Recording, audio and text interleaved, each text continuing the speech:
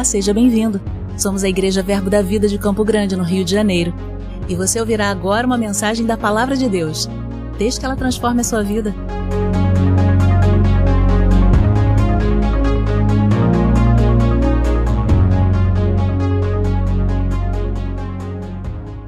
Glória a Deus. Você está bem?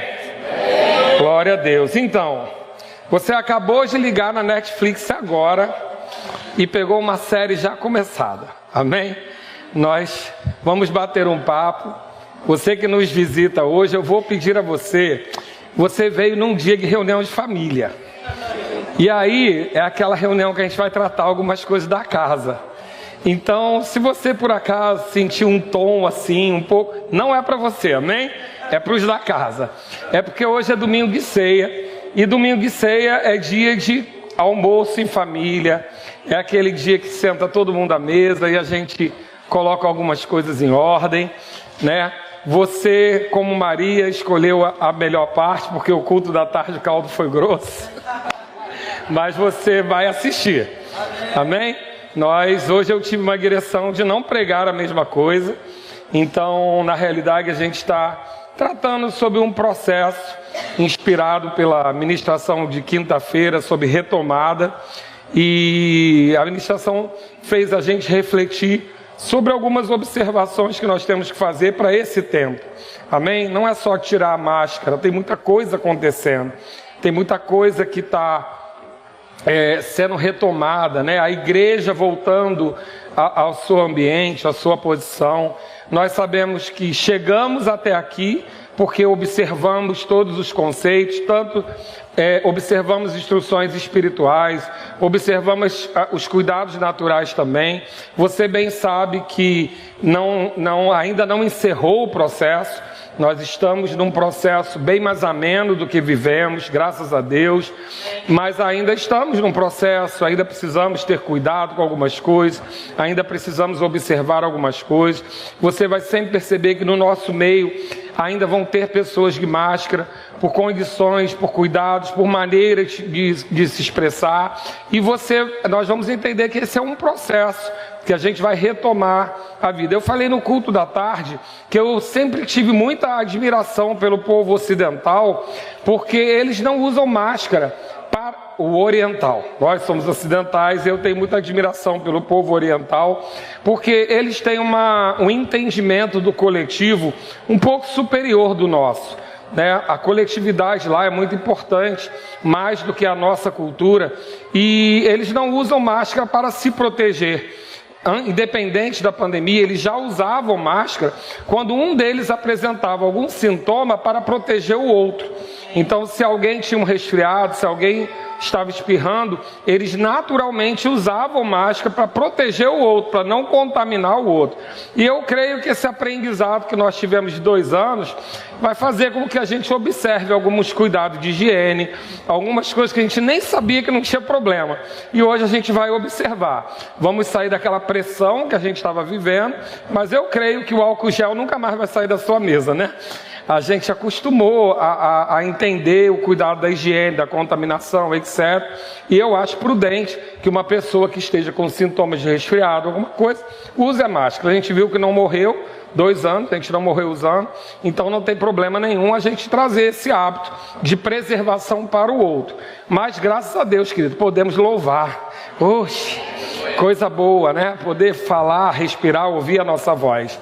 E vamos fazer o possível na nossa fé, nos nossos princípios naturais, para que a gente não abra mão desse avanço que nós tivemos agora, ok? Mas nós estamos numa série que começou na quinta-feira.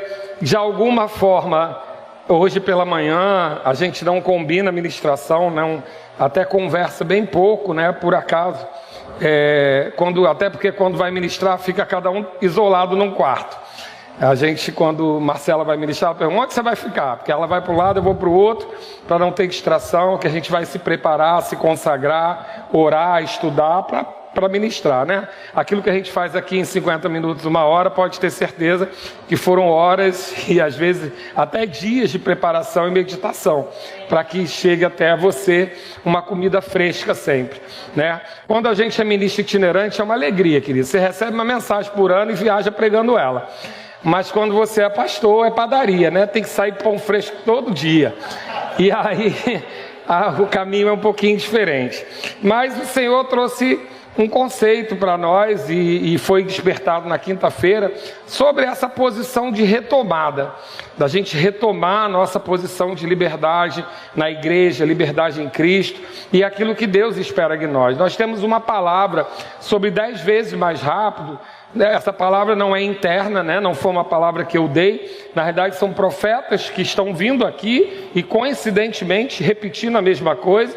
10 anos em 1, 10 vezes mais rápido, o que era em 10 meses, em 10 dias. Cada um fala do seu jeito e a gente só recebe, né? A gente vai pegando e vai entendendo. Mas a nossa profeta da casa, a Débora, quando ela tratou sobre esse aspecto, porque muitas vezes a gente pode ir direto só na questão financeira, né? 10 vezes mais rápido, 10 anos em 1. Mas quantos sabem que quando Deus está falando dessa aceleração, Ele está falando de 10 vezes seu familiar aqui, né? Mais rápido do que era antes, né? 10 vezes mais pessoas você vai trazer, 10 vezes o crescimento da igreja, 10 vezes mais pessoas chegando, né? Ela mesma falou no dia, 10 vezes mais criança no berçário. A Lê ela falou, a Lê repreendeu, mas a ideia é essa. E eu lembro que ela falou uma frase muito boa no final, que ela falou, depois de todos esses 10 vezes, 10 vezes o Pai muito mais feliz. Então nós temos uma expectativa em Deus, mas Deus também tem uma expectativa em nós. E nós temos que nos preparar para esse tempo. Se são tantas promessas, eu não sei se você tem essa experiência, mas os amalequitas não ficaram lá no deserto com Moisés. Às vezes a gente tem os amalequitas à nossa volta, né? Os amalequitas eram aqueles que toda vez que o povo que já era abençoado no deserto, eles vinham para tentar roubar a bênção. Isso acontece ainda, cada vez que nós recebemos uma palavra, uma direção, uma profecia, Satanás vai se levantar, é a função dele, e a nossa função é mandar ele deitar de novo, né? Ficar quieto. Mas ele vai fazer. A gente sabe que ele tem 1000 defeitos, mas o de ser trabalhador ele não tem. Ele é trabalhador, ele é perseverante, ele é insistente, e a gente tem que lidar com essa questão e estar atento. Então, no culto da tarde, basicamente, eu prometi que no culto da tarde eu ia dar o diagnóstico e no culto da noite eu ia dar a receita. Então, o culto da tarde nós temos um diagnóstico de algo que eu creio que a gente precisa estar atento, que é uma onda, uma quinta onda, né? Eu já tenho falado aqui na igreja de algumas ondas, desde que começou essa pandemia, que nós percebemos a movimentação dele, primeiro lugar na questão da saúde, do corpo, depois ele tentou entrar em finanças, depois ele entrou na questão da mente, da alma, mais tarde eu falei de uma quarta onda que ele estava tentando afetar a vida espiritual das pessoas, e eu percebo uma quinta onda agora de um ataque ao serviço. Ele percebe essa retomada, percebe que a igreja vai entrar numa nova velocidade. Querido, ainda que você não fosse da fé, não é o seu caso, porque se você está aqui, você é da fé, naturalmente você ia entender que a pandemia deu visibilidade às igrejas. Nós não estávamos na internet. Hoje as pessoas conheceram as igrejas da internet, receberam palavra, não só porque a gente entrou na internet, mas porque as pessoas estavam trancadas em casa. E elas acabaram vendo coisas que elas não sabiam nem que existia, que não acontecia. Então é natural, além do sobrenatural, tem o natural que as igrejas deem uma avançada, que elas cresçam. E ele sabe disso. E uma onda que ele está levantando agora é para impedir que as pessoas retomem as suas posições do serviço da igreja. Mas quando sabe que maior é o que está em nós do que o que está no mundo, então ele é derrotado. Nós tratamos aqui no culto da tarde sobre todos os sintomas que você deve se precaver. Então à tarde foi uma vacinação bem severa, uma vacinação mesmo para você se preparar, olhar para a sua vida, se julgar. Eu convido você a assistir depois em casa, com papel e caneta, anotar, se julgar e perceber onde você está. Mas agora à noite, eu quero tratar com você sobre um aspecto que nós gostamos muito, que é sobre reinar em vida. Reinar em vida, o reino que nós herdamos. E quantos aqui gostam de reinar em vida? Glória a Deus, coisa boa. Então, abre lá comigo em Salmos 35. Eu acho que eu me empolguei aqui ao soltar a minha voz. Glória a Deus. Glórias a Deus. Salmos 35, versículo 27. Você achou? Achou? Diga: eu sou rico, próspero e lindo. Eu sou rico, próspero e lindo. Isso aí, povo da fé. Salmos 35, 27. É porque o rico e próspero está na Bíblia, querido. Amém? O lindo a gente declara. Você é lindo porque você é o corpo de Cristo nessa terra. Eu olho para você e vejo Jesus, então não tem como não ser lindo, amém? Só para não perder a piada, às vezes perde um amigo, mas não perde a piada. Salmo 35, 27 diz assim: cantem de júbilo e se alegrem os que têm prazer na minha retidão, e digam sempre: glorificado seja o Senhor, que se compraz na prosperidade do seu servo. Quem se alegra com essa palavra? Glória a Deus. Por que você se alegra? Aonde você se encaixa nela? Pois não? Servo. Glória a Deus, temos uma serva aqui. Amém. Essa palavra é para os servos. Quem se alegra com essa palavra? Diminuiu um pouquinho. A parte da prosperidade foi mais animada. Vou te dar uma segunda chance. Glorificado seja o Senhor, que se compraz na prosperidade do seu servo. Quem se alegra nessa palavra? Amém. Você se alegra porque você é servo. Amém? Mas para você se alegrar ainda mais, eu quero dizer o significado dessa palavra no original. Essa palavra no original, ela se escreve Ebed, não sei como pronuncia, mas ela significa escravo, servo, servidor, súdito, adorador também. Mas a palavra escravo também está ligada a essa palavra aqui nesse texto. Então nós entendemos isso. Mas, porém, nós sabemos que esse é um texto ainda na velha aliança. Na nova aliança, nós fomos elevados ao lugar de filhos. Como filhos, recebemos sandálias para andar na casa do Pai, nós recebemos um anel no dedo, vestes novas, o cordeiro foi sacrificado, o novilho foi sacrificado por nossa causa. Então, estamos numa outra estatura de filhos. Mas quantos sabem que nós não abandonamos a nossa posição de servo?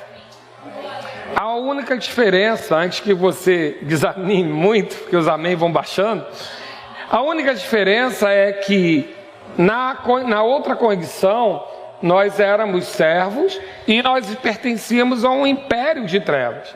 Então nós éramos escravos de um império, escravos do pecado. E isso era por possessão, era por imposição. Mas nós fomos transportados desse império para um reino do Filho do amor de Deus. Amém? Então fomos transportados para esse reino. E nesse reino estamos na condição de filhos.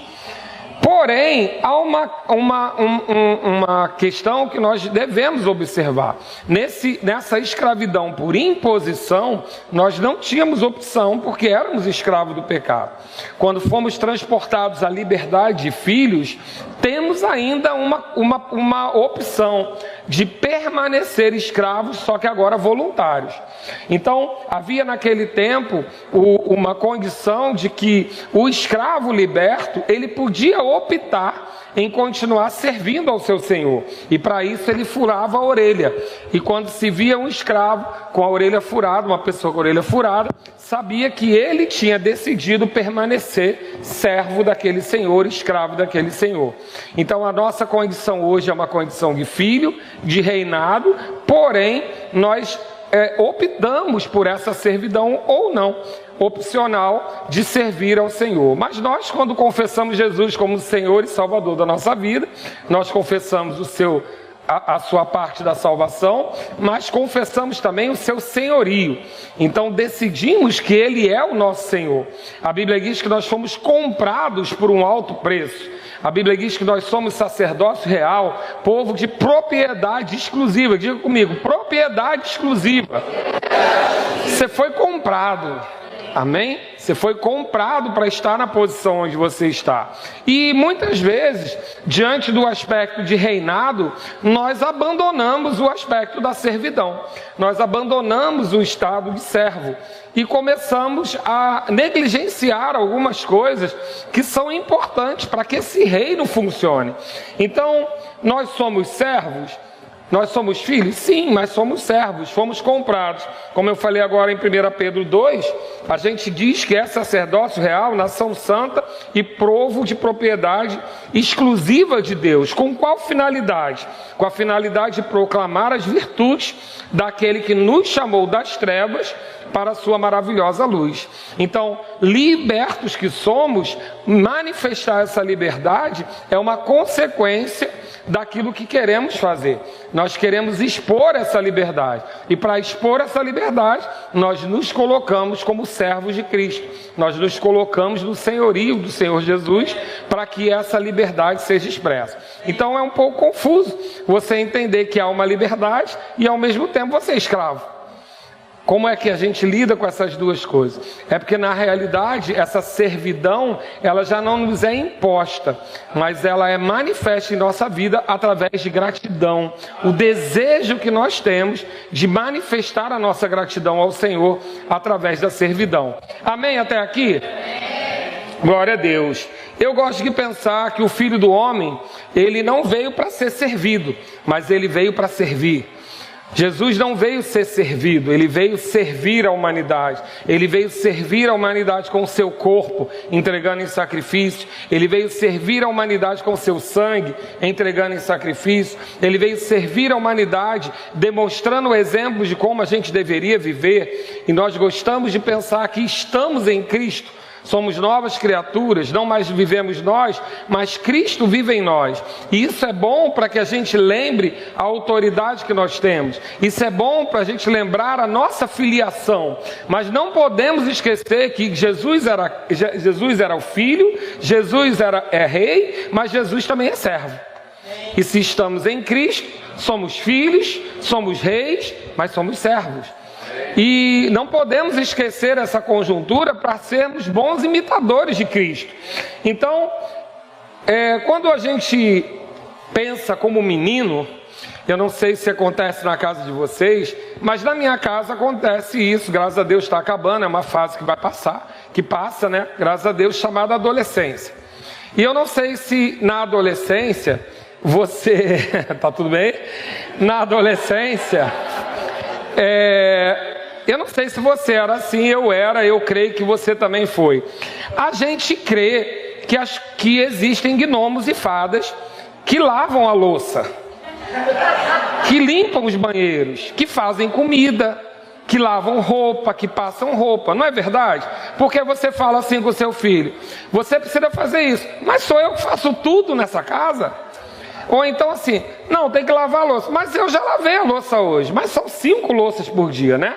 É a louça do café, é a louça que prepara o almoço, é a louça que come o almoço, é a louça que prepara a janta e é a louça que come a janta. São 5.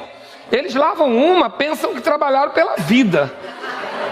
Certo? Então existe isso. As crianças, elas não querem saber de onde sai o dinheiro. Elas só querem que compre.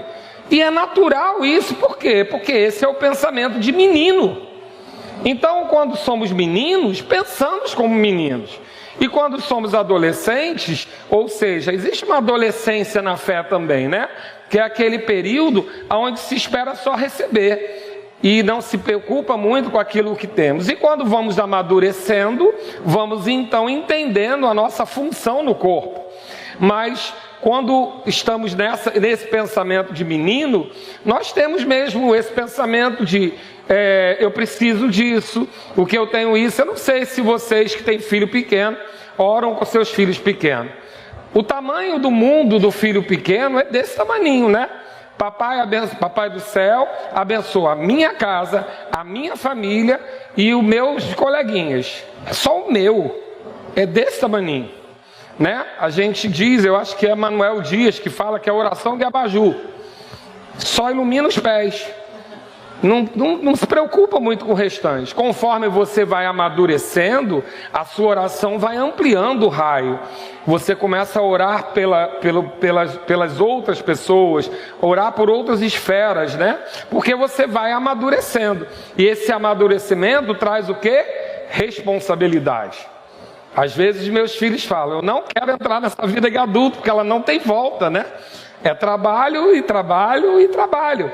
Então é muito diferente da vida de menino e da vida de adolescente. Mas quantos sabem que nós estamos numa igreja madura? Amém? Você que está chegando agora, você tem todo o direito a ser menino. Você que está nos visitando, mais ainda. Amém? Agora, a igreja, Deus tem expectativa de um amadurecimento. E esse amadurecimento vai trazendo uma nova condição de que a gente possa se portar como Cristo espera de nós. Então nós somos filhos, mas cada filho deve se tornar um servo. É necessário essa ajuda, a mútua cooperação, a distribuição. A igreja não é uma empresa. Numa empresa você trabalha e recebe. Na igreja você paga para trabalhar. Não é verdade ou só eu? Você dizima, você oferta, ainda se voluntaria e trabalha. Paga a sua passagem para vir trabalhar. Não é assim? Por quê? Porque você é grato. Porque você quer que funcione, porque você quer que aquilo que aconteceu na sua vida aconteça na vida de outras pessoas. Você lembra onde você estava e você fala, meu Deus, olha da onde eu saí e onde eu estou hoje. Eu posso levar pessoas para esse lugar. E você se empenha com isso. Esse é o desejo de uma igreja madura. Agora, uma igreja madura, ela começa a reproduzir, a manifestar o sentimento de Cristo. Então nós começamos a pensar como Cristo pensa. E quando nós pensamos como servo, uma das coisas que nós precisamos colocar de lado é o orgulho. Por quê? Porque a palavra diz que Deus resiste aos soberbos, mas dá graça aos humildes. Então muitas vezes você vai ver alguém na igreja que lá fora é médico, que lá fora tem status, aqui dentro trabalhando no estacionamento. Você vai ver pessoas que lá fora não tem nenhum status tão grande ministrando. A igreja é uma coisa de doido, né? A igreja é o lugar onde mais se mistura. Porque na escola do seu filho, você é nivelado pelo preço que você pode pagar pela escola. Então todo mundo que está naquela escola é meio nivelado por uma questão financeira. Ou se não é pela questão financeira, teve um vestibular que nivelou pela questão cultural, pelo nível de conhecimento. Quando você participa de um clube, tem uma mensalidade que nivela as pessoas que podem estar naquele clube, ou porque elas são indicadas por alguém. Todas as instituições humanas, elas são niveladas por algo que diz que você pode estar naquele ambiente. No seu trabalho, você fez uma entrevista, você se qualificou, você fez um curso para estar naquele nível. Igreja não, igreja é porta aberta. Igreja chega de tudo quanto é nível social, tudo quanto é nível cultural. Igreja se mistura, você teve uma cultura, o outro tem outra, e está todo mundo junto. E funciona essa engrenagem. Só pode ser Deus. Não é verdade? Só pode ser Deus, gente. Todo mundo tão diferente, todo mundo com culturas diferentes, porque às vezes as pessoas de fora pensam que quando a gente se converte, todo mundo recebe um download, igual Matrix, né? E todo mundo fica igual. Não, querido. Tem coisas que você vai aprender na igreja, tem coisas que tinha que ter aprendido em casa, né? Tem coisas que é educação, tem coisas que é conhecimento, tem coisas que é cultura, maneira como foi apresentado, mas está todo mundo junto, misturado e funciona. E a engrenagem funciona, você chega aqui e está tudo funcionando. Então nós vivemos esse ambiente, que é um ambiente louco, mas que ele depende do quê? Dessa consciência de humildade. Porque Deus resiste ao soberbo, e a gente grava muito isso, mas a gente esquece dessa outra parte, Ele dá graça aos humildes.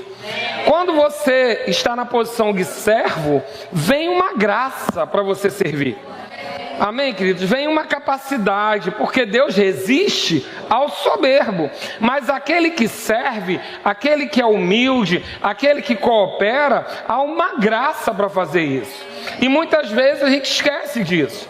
A gente considera, e principalmente num período como esse, e eu vou pedir de novo para você assistir o culto da tarde quando você puder, o diabo vai lançar muitas informações para dizer para você que não é bem assim.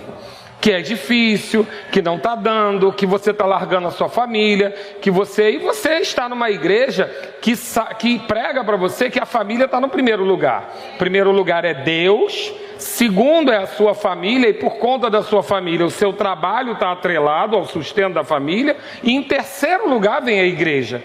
A igreja não é Deus, amém? Deus, família e igreja. A gente não vai dizer para você, deixa a sua família e vem trabalhar na igreja. Não vai ouvir isso aqui. Há muito tempo atrás existia uma lenda, quando você trabalha nas coisas quando você cuida das coisas do Senhor, Deus cuida da sua família. Isso não está na Bíblia. A sua família é sua responsabilidade. Amém? Se você estiver fazendo rema, muito provavelmente você vai ser indicado a não fazer discipulado nas terça-feira, porque a gente entende que você não pode estar segunda, quarta, sexta no rema, terça no discipulado, quinta na igreja e domingo na igreja.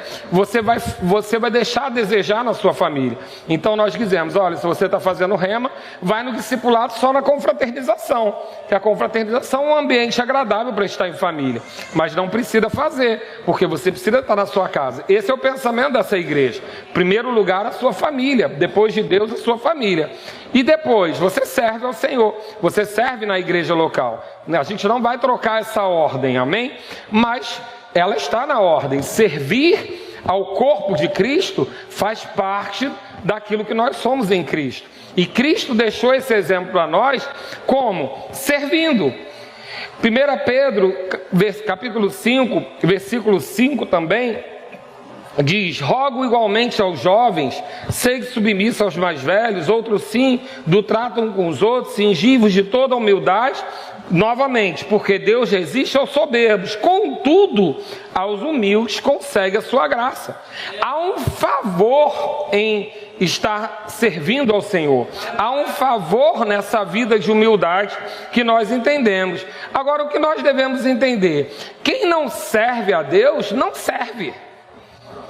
Amém, queridos? Assim, é um ditado antigo, mas se você não serve para servir, na verdade você não serve para viver, porque a nossa vida em Cristo é serviço, a nossa vida é servir.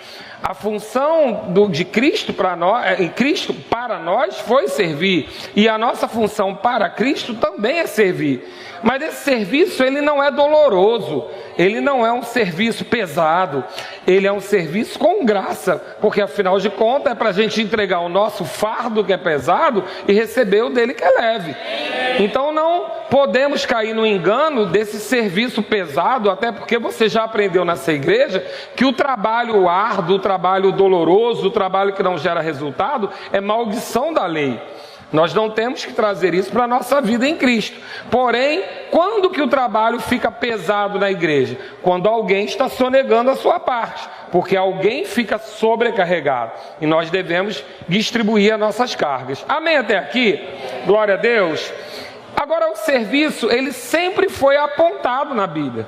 A gente fala pouco, nessa igreja local se fala muito pouco sobre serviço, a gente fala muito mais sobre o que você tem do que o que você precisa fazer. Mas hoje eu resolvi quebrar essa rotina e começar a chamar você na responsabilidade. Amém até aqui? Você me ama? Glória a Deus. Abre lá comigo em Isaías 42 e vamos ver como Jesus era visto antes ainda dele vir. 700 anos antes, Isaías está profetizando sobre Jesus. Aquele mesmo Isaías que profetiza que ele levou sobre si as nossas dores e as nossas enfermidades, ele profetiza sobre Jesus, ele está explicando quem é Jesus, né? 700 anos antes, ele diz, Isaías 42, 1, ele começa o texto dizendo, eis aqui o meu servo, a quem sustenho, o meu escolhido, em quem a minha alma se compraz. Pus sobre ele o meu espírito e ele promulgará o direito para os gentios. Então Isaías profetizava Jesus como servo. E essas profecias apontam para a nossa vida, já que Cristo está em nós, nós estamos em Cristo. E existem várias formas de servir. Servir não é só o serviço da igreja local, porque o serviço da igreja local não é possível para todo mundo. Tem pessoas que não podem servir na igreja local, né? Nós temos profissões que não permitem isso. E servir, socorrer. Mas o serviço ele vai incluir a oração, é um serviço. A orar pela igreja, orar pelo outro, não a oração do menino, né? Me dá, me dá, me dá. Mas a oração madura, que ora pela igreja, ora pelos líderes, ora pelo funcionamento, ora pela vida dos irmãos, isso é serviço. O serviço da oração. Nós temos o serviço financeiro, o serviço do investimento, o investir. Muitas vezes o empresário, não porque ele trabalhe mais do que um funcionário. A diferença do empresário e do funcionário é que quando acaba o horário do expediente, o funcionário vai para casa e desliga. O empresário vai para casa e continua ligado. Então, é o poder de decisão. Muitas vezes o empresário não está tão disponível para servir, mas porque ele está na palavra, porque ele está crescendo, ele investe na igreja. E isso também é serviço. Então, o serviço pode ser o socorro, o serviço pode ser a oração e o serviço pode ser o investimento. E está tudo bem, cada um na sua função do corpo. Agora, existem situações onde pessoas que foram chamadas para estar diretamente envolvidas nos socorros, que é o serviço local, e existem pessoas que foram chamadas para outras funções. E está tudo bem também, porque nós somos o quê? Um corpo. E no corpo, nem todo mundo é boca, nem todo mundo é pé, nem todo mundo é mão. Amém, queridos? Então existe no corpo o chamado para falar, existe o chamado para socorrer, existe o chamado para governar. E nós vamos ter ao longo desse tempo, não tudo hoje, uma explicação melhor sobre isso. Porque a pandemia ela bagunçou um pouco isso. Ela colocou a igreja em estado de emergência e muita gente e pouca gente trabalhou para muitos. E agora nós temos que retomar e voltar à nossa condição. Você vai assistir o culto da tarde, eu estou te dando a terceira chance, para você entender que existem algumas armadilhas que podem te tirar dessa posição. Mas você vai entender e não vai cair nelas, amém? Então, nós somos essa expectativa de Cristo, de sermos os servos. Somos imitadores de Cristo, então devemos ser servos. O mesmo que reina também serve.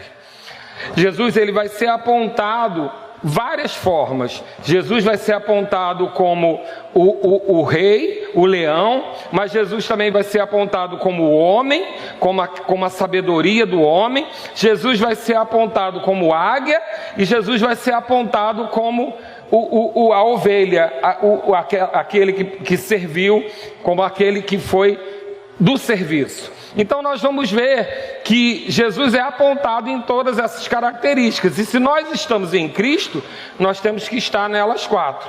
A gente não vai ter tempo para desenvolver toda a leitura, mas eu quero te dar uma pista muito interessante de uma anotação que eu fiz há muito tempo, de uma ministração de Manuel Dias, onde ele diz o seguinte: cada evangelho aponta um aspecto de Cristo.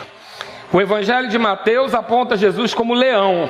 Então, o evangelho de Mateus fala do reinado de Jesus. E por isso que na genealogia dele, ele começa falando de Abraão e Davi.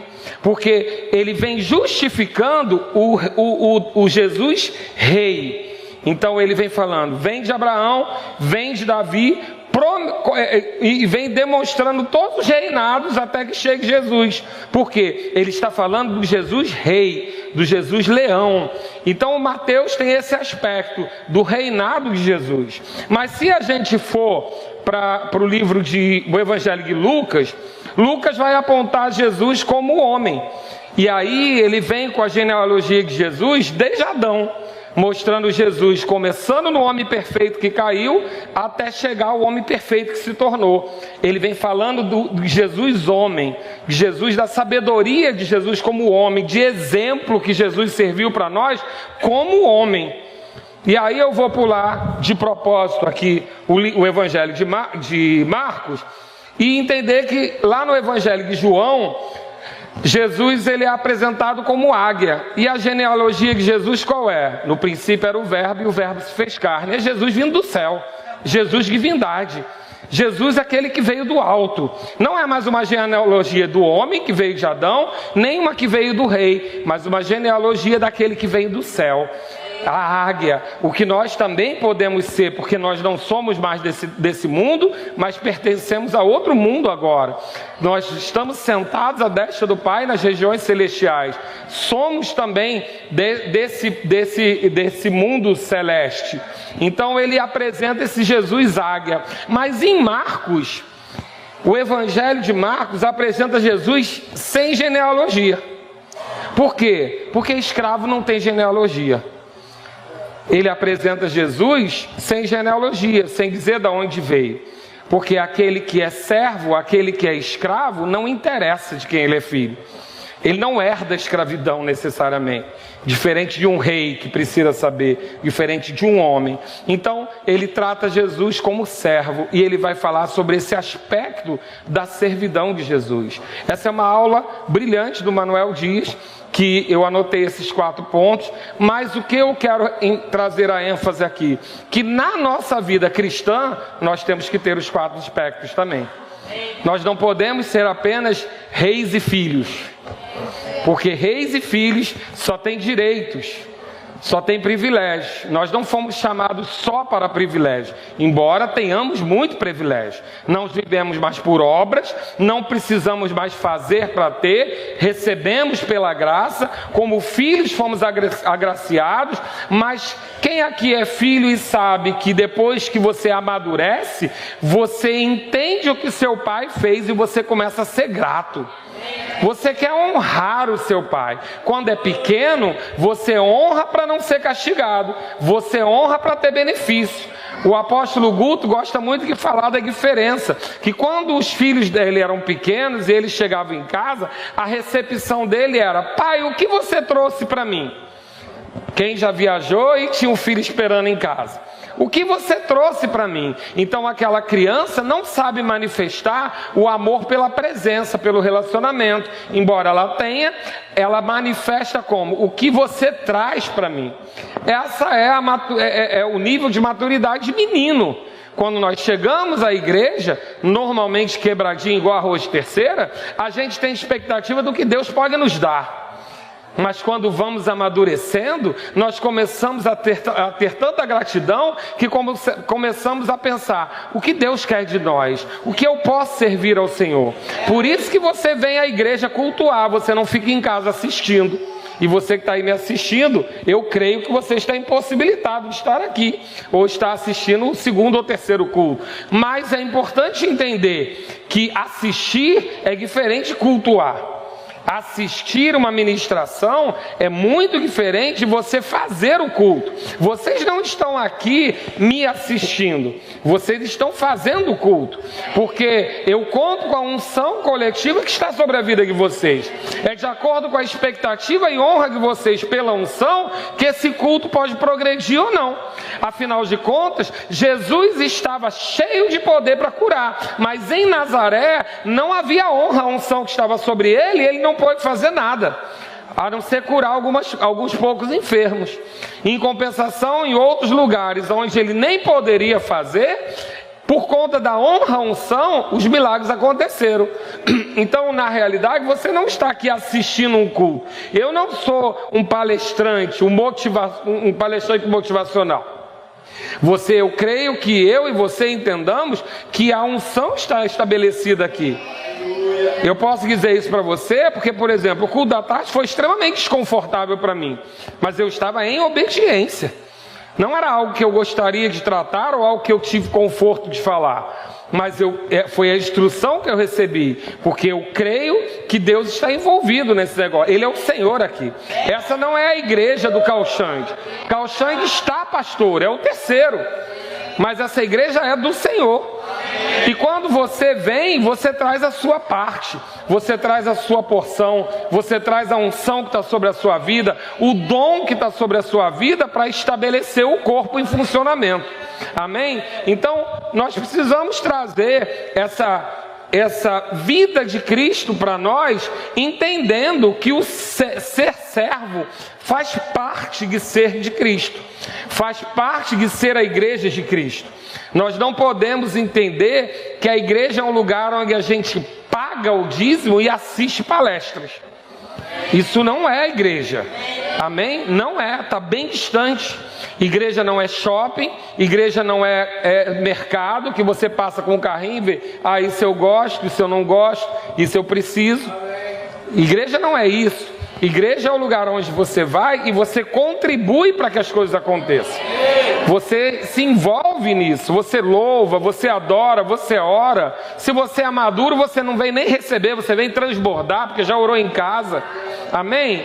Embora não seja, é lícito receber. Quantas vezes eu sentei e falei, Senhor, me dá uma palavra. Quantas vezes? Mas maduro, quando nós somos maduros, nós saímos de casa pensando o que nós podemos levar. Não é verdade? Quando você é menino, não. Quando você é menino, você é convidado para uma festa, você não se preocupa com presente. Papai e mamãe que compram. Mas quando você amadurece, você quer agradar a pessoa que te recebe. Então você vai mudando de comportamento. E o serviço, o servir, o ser servo, faz parte dessa maturidade. E nós somos uma igreja madura, amém? O Senhor está esperando algumas coisas de nós. Então, nós queremos ser Cristo pela filiação, pela autoridade, mas temos que tomar cuidado para não estar negando ser o Cristo servo. Nós somos Cristo filho, rei, mas somos servos também. Amém? Somos imitadores de Cristo. Eu gosto de pensar em Lucas 2, Jesus apenas com 12 anos de idade. Aquele episódio onde os pais dele se afastam dele e percebem que ele ficou para trás e voltam preocupados, procurando por eles. E a resposta de Jesus, quando os pais chegam aflitos, porque ele fez aquilo, ele diz assim: por que me procurais? Não sabias que me cumpria estar na casa do meu pai? Mas eu gosto mais da versão de King James, que diz assim: por que me procurais? Como não sabias que era meu dever tratar de assuntos concernentes ao meu pai? Mas ainda na versão literal diz assim: não tinhas vós sabido que dos negócios do meu pai é necessário eu estar? Querido, olha essa consciência de que nós estamos cuidando não daquilo que é nosso, mas daquilo que é do nosso pai. Quando a gente tem essa consciência de servo, daquilo que estamos cuidando do negócio do meu pai, e eu gosto porque Marcela uma vez brincou sobre isso. Marcela foi advogada durante muitos anos e encontrou com uma pessoa que era da época dela do trabalho de advogada, e a pessoa queria saber o que ela era, mas a pessoa era ímpia. Como é que ela ia explicar que ela era diretora do Rema, que ela trabalhava na igreja, não ia ministra do evangelho? A pessoa não ia entender. Aí ela falou: olha, agora eu não trabalho mais na área da advocacia, eu só cuido das coisas do meu pai. E tá tudo bem, né? É uma executiva do Senhor. E ficou mais fácil da pessoa entender. Porque eu não sei se você já viveu isso. Eu fui empresário muitos anos, e quando eu vou fazer uma ficha, nem sempre tem opção, né? O que eu ponho? Tem lugar que tem ministro de cunho religioso, mas na maioria das vezes não tem, não, nas pesquisas, né? E eu tenho medo de botar pastor e ser preso. Porque a visão do mundo para pastor é a pior possível. E aí, às vezes, você tem que ficar, bota palestrante, né? Bota professor, eu sei lá o que eu sou, mas está tudo certo. Eu sei quem eu sou filho do rei, amém? Glória a Deus. E estou cuidando dos negócios do meu pai. Mas Jesus tem essa clareza. Aos 12 anos de idade, Jesus já era um mestre, porque todos se admiravam da sabedoria dele, mas ele já tinha consciência de que ele era servo. E ele veio nos mostrar isso e nos ensinar isso. Então, somos imitadores de Cristo e somos imitadores de Paulo, que é imitador de Cristo. Abre lá comigo em Filipenses 2. Glória a Deus. Quem aqui é filho?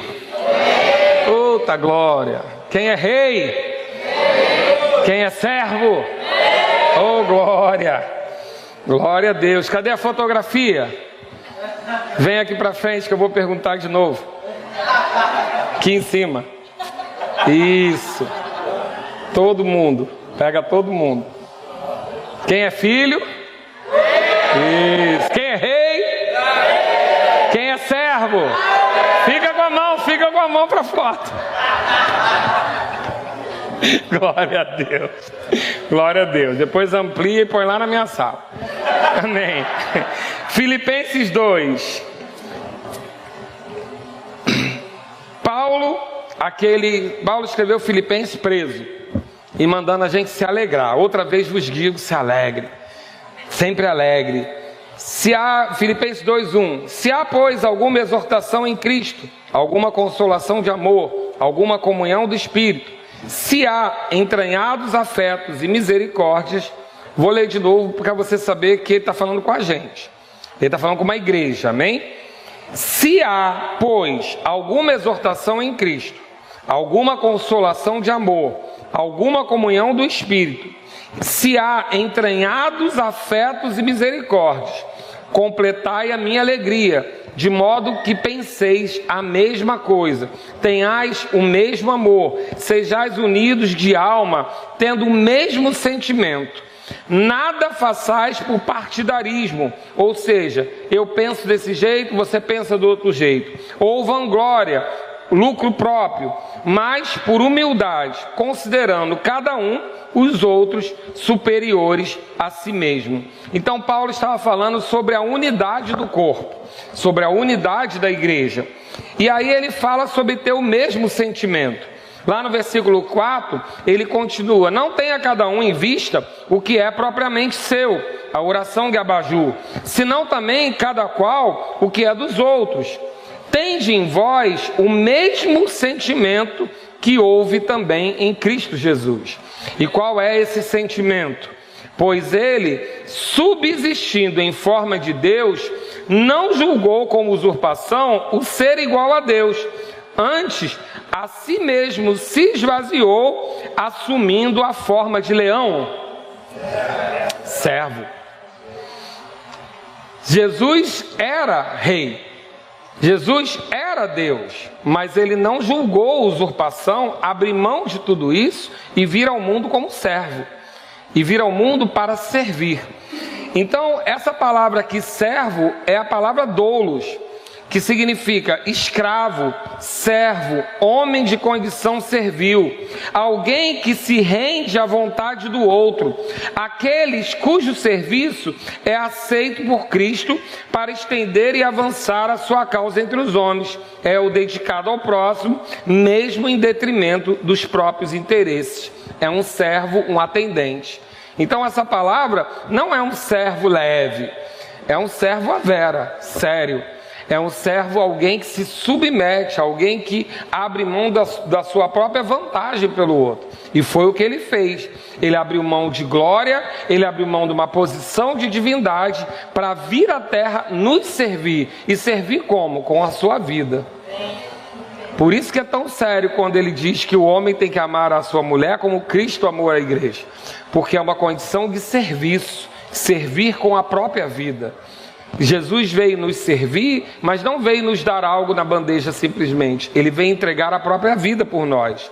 Então, essa forma de servo, ela também deve ser assumida por nós. Lá em 1 João 2:6, diz que aquele que diz que permanece nele, esse deve também andar assim como ele andou. Então, se nós estamos em Cristo, precisamos viver como Cristo. E Cristo abriu mão da sua glória para ser servo. Então, somos filhos, somos reis, participamos de um reino, mas também somos servos. O servir precisa estar na nossa vida para que a gente tenha o bom perfume de Cristo, para que a gente demonstre esse bom perfume de Cristo. Jesus é o nosso exemplo. Então ele diz que eu continuei lá, assumindo a forma de servo, tornando-se em semelhança de homens e reconhecido em figura humana. A si mesmo se humilhou, tornando-se obediente até a morte de cruz, pelo que também Deus o exaltou sobremaneira e lhe deu o nome que está acima de todo nome. A Bíblia não cansa de repetir: se você quer ser exaltado, humilhe-se. Se você quer ser exaltado, humilhe-se. E aquele que se exalta será humilhado.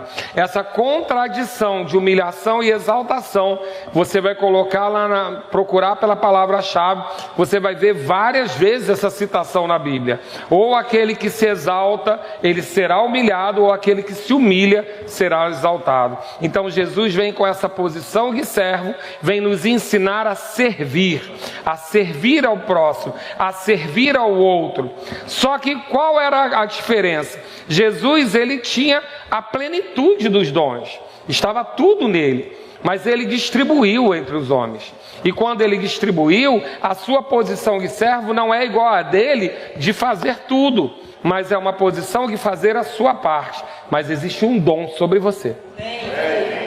Existe um dom sobre você, que quando junta com um amiguinho do lado, com outro do lado, com outro do lado, é o mais próximo que a gente chega da plenitude do que estava em Jesus. Por isso o congregar é tão importante, por isso que o servir junto é tão importante, por isso que o cada um fazer a sua parte é tão importante, porque a engrenagem igreja só funciona quando todos os dons estão manifestos, e todos os dons só podem estar manifestos se cada um fizer a sua parte. Eu não tenho o dom que está em você, eu não tenho como fazer o que está em você. Muitas vezes o que se confunde é que se pensa que a unção de governo é uma unção capaz de fazer todas as coisas, mas não é. A unção de governo, ela é gerenciadora dos dons. O pastor sozinho, ele não consegue nada. A unção de governo é para que os dons sejam administrados e eles possam tirar o melhor proveito. Por isso que a Bíblia diz que ele concedeu os dons, um para apóstolo, outro para mestre, outro para profeta, outro para governo, outro para socorro. Para quê? Para a edificação da igreja. Porque cada um fazendo a sua parte, essa estrutura funciona. Mas precisa cada um fazer a sua parte. Precisa cada um estar usando o seu dom. O dom que há sobre a sua vida é algo que só você pode fazer do tamanho da expectativa de Deus. Eu posso fazer, se você não fizer, eu vou fazer, mas não vai ser igual, porque há um dom sobre a sua vida. Há algo que Deus colocou específico em você. Nós vamos falar isso no 4º episódio da série, que é para você entender bem isso, porque eu acho que tem confusão na igreja. Eu acho que a igreja de Cristo está confusa com, por exemplo, e só um exemplo, o ofício pastoral. Sabe que as pessoas pensam que o pastor tem que atender todo mundo? Deixa eu dizer uma coisa, Atos 6 demonstra que não, porque eles levantaram o diaconato, e a gente pensa que diaconato é o serviço só que a gente vê ali, mas o diaconato é assistência. Eles foram levantados para atender as viúvas, não foi para arrumar a igreja. Eles foram levantados para assistir as viúvas. Por quê? Porque os apóstolos precisavam se dedicar exclusivamente à oração e ao estudo da palavra. Mas sabe que a igreja moderna está pensando que o pastor, ele tem que fazer enterro, ele tem que fazer batismo, ele tem que fazer casamento, ele tem que atender você quando está doente, ele tem que ir na sua casa socorrer, ele tem que fazer gabinete quando o casamento está ruim, ele tem que organizar a igreja, ele precisa trabalhar na igreja e no domingo pão fresco. Querido, dá não. Chuta que é laço. Porque se eu estou no enterro, e se eu estou na sua casa ou estou te atendendo no gabinete, eu não estou estudando ou orando. Pode ser que você pense que eu saia do corpo e faça as duas coisas, mas não faço. Mas a expectativa é essa. Eu sei porque os que saem daqui não falam para mim, mas os que chegam de outros lugares falam. Eu estava lá, o pastor me ajudou, meu casamento estava destruído, ele me auxiliou, mas um dia eu torci o pé e ele não estava lá. E é o suficiente para pagar tudo que ele fez. Mas a função do governo é gerenciar e trazer o apacentamento oral. Isso aqui que eu estou fazendo. Eu estou apacentando vocês com a pregação. Porque hoje eu não consigo atender os 800 adultos, os não sei quantos adolescentes e não sei quantas crianças. Mas existe essa concepção confusa de que o pastor tem que estar sempre disponível e no domingo ter a palavra. E na quinta-feira ter uma palavra. E no conselho ter uma palavra de sabedoria. Mas não é assim que a Bíblia distribuiu. A Bíblia distribuiu um para governo e outro para socorros. Não é a mesma pessoa que governa e socorre. E a gente está confuso com isso. Mas isso fica para um outro capítulo, amém? É só um spoiler para você de que a gente precisa entender a importância do serviço e como ele é distribuído na igreja. Mas quando nós entendemos quem somos em Cristo, nós somos filhos, somos reis e somos servos. Então, eu gosto muito dessa frase, que também é de Manuel Dias, que diz assim, aliás não é dele, é uma citação dele, que ele ouviu de uma outra pessoa: todo homem quer ser um rei, todo rei quer ser Deus, mas Deus decidiu ser homem e se tornou servo. Vou ler de novo para você, porque foi profundo para mim, você tem que se alegrar. Amém? Nem que seja para ser educado comigo. Todo homem quer ser um rei, todo rei quer ser Deus, mas Deus decidiu ser homem e se tornou servo. Eu acho que a gente pode chegar perto disso. Amém? Porque nós não fomos chamados para ser igual ao mundo, nós fomos chamados para ser igual ao Senhor, nós fomos chamados para ser igual a Cristo. Amém? Lucas 22, abre lá comigo para a gente encerrar. Ministério de Música pode subir. Lucas 22, Jesus deixa uma lição bem clara para a gente de como é que funciona esse reino que a gente gosta tanto. Lá em Lucas 22, as pessoas estavam discutindo o cargo. É aquele episódio onde os discípulos ficam ofendidos porque a mãe de dois deles vai negociar o cargo. E aí é igual criança, né? Quebrou a regra da brincadeira. Uma coisa é disputar entre a gente, a outra coisa é chamar a mãe para se envolver. E eles ficaram ofendidos porque ela queria que um sentasse à direita e outro à esquerda. Mal sabia ela que ela estava pedindo para os dois filhos serem crucificados. Né? Ela não tinha consciência, porque no reino onde você estiver, bota meu filho à direita ou outro à esquerda. Eles iam ocupar o lugar daqueles dois ladrões, né? E Jesus ainda pergunta: você sabe o que você está me pedindo? Ela acha que sabe. E eles discutem entre eles. Eles ficam irritados. Eu creio que por isso, né? Porque é muito chato quando você está brincando, né? As crianças estão brincando, discutindo, é meu, é seu, e um chama a mãe. Não tem graça. Vamos resolver aqui entre a gente. E aí Jesus responde para eles em Lucas 22, 25, por eles estarem discutindo essa posição. Porque entenda bem, os outros que ficaram revoltados, não é porque não desejavam cargo. Eles ficaram revoltados, foi que o outro passou a perna. Porque se não fosse importante para eles, era desprezo. Caramba, o cara está noutra, a gente não está nem pensando nisso. Mas de alguma forma é natural que se soubesse qual a hierarquia da casa. Mas Jesus vem falando sobre a não importância desses títulos, a não importância dessa posição, e ele responde: mas Jesus lhe disse: os reis dos povos dominam sobre eles, e os que exercem autoridade são chamados benfeitores, mas vós não sois assim. Isso é pra gente, tá? Discípulo.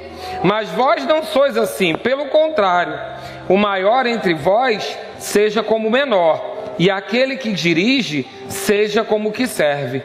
Pelo qual é maior, quem está na mesa ou quem serve? Porventura não é quem está à mesa? Pois no meio de vós eu sou como quem serve. Vós sois os que tendes permanecido comigo nas minhas tentações, assim como meu Pai me confiou um reino, eu vos confio. Então Jesus está dizendo: eu estou entregando um reino para vocês, mas para vocês serem servos. Eu estou entregando um reino para vocês, para você servir o menor. Eu estou entregando um reino para vocês, mas ele é diferente dos reinos do mundo. É esse reino que nós herdamos. E herdamos e entendemos que como filhos devemos ser servos. Sabe, queridos, há uma distribuição dos dons. Os dons foram distribuídos. Então é importante que a gente observe isso, para que a gente não seja um sonegador de dons. Existem coisas na sua vida que não é por conta do pastor. Deixa eu dizer uma coisa: não faça por mim, porque você pode se decepcionar. Nem todo dia eu estou sorrindo. Nem todo dia eu vou ver você. Nem todo dia eu vou corresponder à sua expectativa. Mas faça para o Senhor, porque Ele não vai te decepcionar. Ele é o bom pagador. É para Ele que você faz. É grato a Ele que você deve ser. Eu não estou desmerecendo a gratidão humana, porque a gratidão humana é uma forma de Deus agir na nossa vida. Se você é ingrato com o ser humano, provavelmente você vai ser ingrato com Deus. A gratidão humana, ela é uma forma de exercitar a nossa gratidão com ações de graça.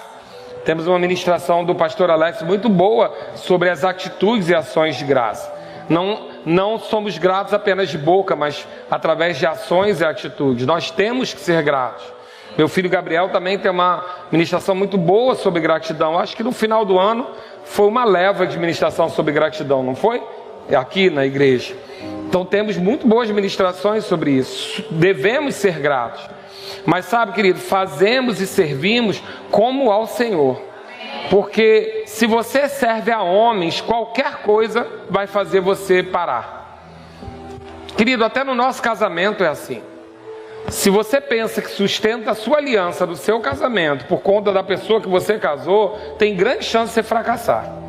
Os casamentos de sucesso que eu conheço em Cristo são por causa da responsabilidade da aliança com Deus. Porque a mulher que eu casei, eu nem conheço mais. 28 anos atrás era outra Marcela. Tinha muita coisa a ver com a de hoje, não. Fisicamente continuou lá, tá tudo certo. Eu que decepcionei. Mas mudou muito. A vida muda. Casei cada dia, cada 3 anos, 4 anos, é uma nova mulher. E essa aliança não permaneceria por nós dois. Essa aliança permanece por causa da aliança que eu tenho vertical. Porque no dia que dá vontade de chutar o balde, e às vezes dá, só eu, me ajuda alguém.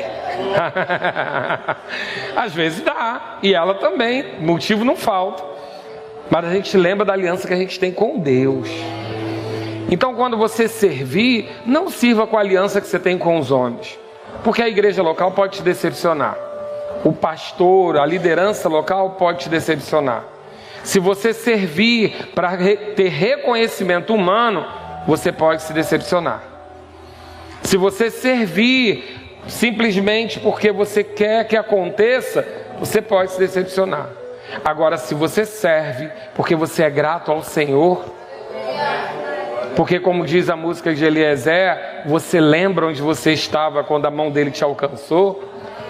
Eu falei aqui à tarde, não vou repetir para você não, houve o culto. Eu lembro exatamente o momento exato. Eu tenho a foto na minha cabeça. Aonde eu estava quando ele me alcançou. Eu lembro como eu estava, um caco, quebrado, sem entender nada, sem saber como sair daquela situação. E ele foi lá e me alcançou. E me levou para um lugar que foi de glória em glória e glória. Tive desafios? Tive, mas nunca mais sozinho. Queridos, eu lembro como eu desci aquela escada ali a primeira vez. Eu lembro da primeira ministração. Lembro do pastor Marcos quase quebrando aqui na frente, dizendo que a vontade de Deus era boa, agradável e perfeita. Não esqueço disso. Tinha acabado de enterrar meu filho e saber que a vontade de Deus era boa. Eu lembro onde eu estava. Eu sou muito grato. E eu posso dizer a você, você pode me decepcionar. A minha liderança pode me decepcionar. Mas o meu Deus não pode me decepcionar. Então, amo você de paixão, ó. Mas não faço por você não, faço por Ele. Tá? Desculpa. Sei que você não estava pronto para essa conversa. Por quê? Porque, querido, amanhã você vai embora. Amanhã você vai para outro lugar. Amanhã, tudo aquilo, pastorzão, pastor, você pode ter outro pastor e nem lembrar desse, ou eu te decepcionei. Eu não estou dizendo que vai acontecer, mas pode. Se tem uma coisa que o ministério tem que ser a prova, é de 2 coisas, ingratidão e traição. Isso a gente é provado nisso todo o tempo. Mas sabe o que me dá segurança? Eu sei a quem eu sirvo. E o que vai dar segurança na sua vida é você saber a quem você serve. Agora, se você está em Cristo, você serve. E se você não serve, você não serve. Para ser Cristo, para representar Cristo. Servimos servimos porque amamos, queremos ver a obra crescer, queremos ver prosperar, queremos avançar, queremos a nossa família aqui, queremos os nossos amigos aqui, queremos que as pessoas tenham palavra. As pessoas costumam rir de mim, que tem várias facetas, né, do ministério pastoral, muitas, né? Às vezes eu boto mais lá no Instagram, para as pessoas irem tendo noção. Mas tem uma em particular que eu amo, é fazer sepultamento, adoro. Queria poder, falei já, avisei a minha diretoria, quando eu estiver velhinho, eu vou ganhar só para fazer sepultamento. Por quê? Porque eu sou útil. Querido, quando eu chego lá, com a palavra da fé que a gente tem, eu faço toda a diferença naquele ambiente. As pessoas não têm nem ideia do que é ressurreição. Crente, canso de ir em enterros de crente que não sabe o que é ressurreição, que os mortos vão ressuscitar, que não acabou ali, que há esperança. Então por que eu tenho? A minha linguagem, quem me conhece o mínimo já deve saber que é serviço. Eu amo serviço, amo ser servido e amo servir. Então, quando eu estou no sepultamento, eu me sinto útil, eu me sinto importante, porque eu sei que aquilo ali pode alterar a vida daquelas pessoas todas. Eu sei que eu posso levar um amor de Deus que as pessoas nunca ouviram falar. Eu posso evitar que uma outra pessoa fale bobagem. Deus deu, Deus tomou, Deus levou, né? Porque quanta bobagem se fala em sepultamento. E eu posso estar lá para evitar isso. Eu posso trazer consolo. Quantos sepultamentos, querido, que eu fiz, que estavam... Eu cheguei em estado de todas as pessoas estarem completamente desequilibradas. E eu saí de lá e ter uma paz que excede todo entendimento. Então eu gosto de me sentir útil. Por quê? Porque eu estou servindo o corpo. Com o quê? Com o dom que Deus me deu. Talvez eu não seja a pessoa mais animada para a festa, mas eu sou bom com sepultamento. Eu gosto. Não faço mais porque não posso. Mas quando eu estiver velhinho, igual o pastor Bug só ia para o centro de cura, eu vou para o cemitério. E vou perguntar, alguém está precisando de sepultamento aí? Na pandemia eu fiz uns 5 ou 6. Chegava lá, a pessoa sozinha, porque não podia ter ninguém, e não tinha Cristo, não tinha pastor, e eu perguntava, eu posso fazer uma oração? Meu Deus, e aquilo era tão diferente. Pense, você está enterrando a pessoa que você ama, e não ter alguém para dizer uma palavra, e eu dava uma palavra, tem preço.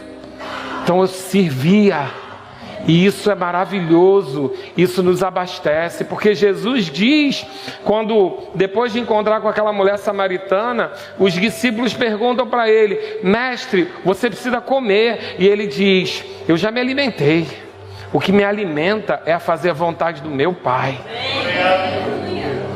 Querido, entenda serviço como alimento, fazer a vontade do seu Pai, fazer aquilo que há um dom sobre a sua vida para fazer. Como é importante um bolo bem feito na cantina, como faz diferença entrar num banheiro bem lavado. Eu gosto de ver o exemplo da Simone e dos missionários dessa igreja, porque só vai ser missionário se for assim, senão não envio não. Mas Simone e Samuel, que são missionários dessa igreja, querido, não tem escolha não. Eles ministram aqui em cima, eles lavam banheiro, eles fazem mutirão, capinam, tá tudo certo. Igreja de criança, centro de cura, eles estão em tudo quanto é lugar. Porque missionário tem que ser assim, pau para toda a obra, senão vai dar trabalho. Mas a Simone, vez por outra, ela dá uma louca aí, vem lavar o banheiro, e aquele banheiro fica um brinco. Porque ela não lava por obrigação, ela lava com amor. Lava como quem está lavando para o Senhor. Alegria de servir. E isso o diabo tem tentado roubar de nós. Ele tem tentado trazer um peso que não existe. Porque Deus resiste ao soberbo, mas ao humilde Ele dá graça. Tem graça para fazer, é leve para fazer, tem favor para fazer. Então você é filho, você é rei, mas você é servo. Amém? Glória a Deus. Você fica de pé, nós vamos servir a ceia. Obrigado, Pai. Somos como Cristo, somos como Ele, podemos ser como Ele. O diaconato pode servir a ceia. Glórias a Deus. Cadê o diaconato? Está lá. Servindo. É uma das palavras para serviço, diaconia. Mas a gente vai aprender um pouco mais sobre ela, viu? Que ela não é resumida a esse servir à mesa como a gente pensa. Mas tem muita coisa que a igreja precisa fazer, que o discípulo faz. Eu gosto muito de Marcela, quando ela ministra sobre uma coisa, que Lázaro foi ressuscitado por Jesus. É Jesus quem traz o morto à vida, mas quem tira as ataduras é a igreja, são os discípulos. Jesus não põe a mão nas ataduras. Ele diz: Lázaro vem, Lázaro ressuscita, e ele diz aos discípulos: tira as ataduras. Querido, quando você chegou aqui, você estava igual uma múmia, cheio de atadura. Cheio de atadura. Jesus trouxe vida para você. Mas lembra agora aí, puxa pela sua lembrança, quantas pessoas não puxaram as ataduras, as cracas que você tinha, e pessoas cuidaram, e pessoas envolveram, acertaram, tiveram paciência, oraram por você, te deram um abraço, te receberam, te ouviram, falaram. Porque quem faz isso? A igreja. Como? Servindo. Cada vez que você vem servir, você está transformando a vida de alguém. Pensa numa coisa bem básica.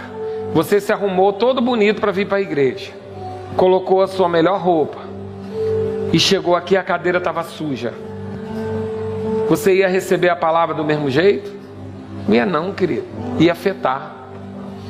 Não tivesse um lugar para botar o seu carro, se não tivesse tudo limpo, tudo organizado, se você não viesse na quinta-feira e soubesse que tem uma comida na cantina, talvez você não poderia vir. Mas o que é isso? Você está sendo ministrado pelo amor de Deus no serviço. O serviço, ele ministra para a nossa vida. Então eu quero que enquanto você está recebendo essa ceia, você comece a lembrar dos dons que você tem.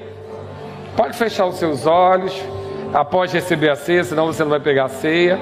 E eu quero que você comece a lembrar dos dons que Deus depositou em você. Amém?